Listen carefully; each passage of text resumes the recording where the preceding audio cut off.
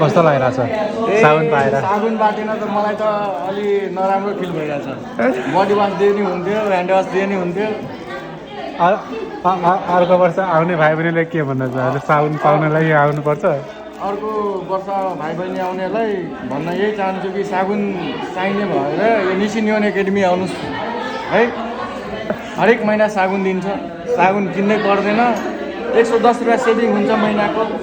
अरू यही भन्न चाहन्छु। जहिले नि नआउनु होइन, राम्रोसँग होइन, सफासफाइ भएर बस्नु होइन। किनकि गरम गरेर पसिनाहरू आउँछ होइन, अनि गनाउँछ। माइनी चाहिँ नआउनु माइनीको पुरै आयो। साबुन पाउने भाइ कहाँ हुनुपर्छ?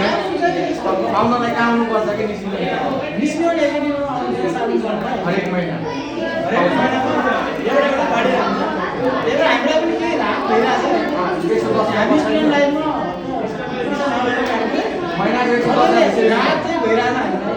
त्यही हो।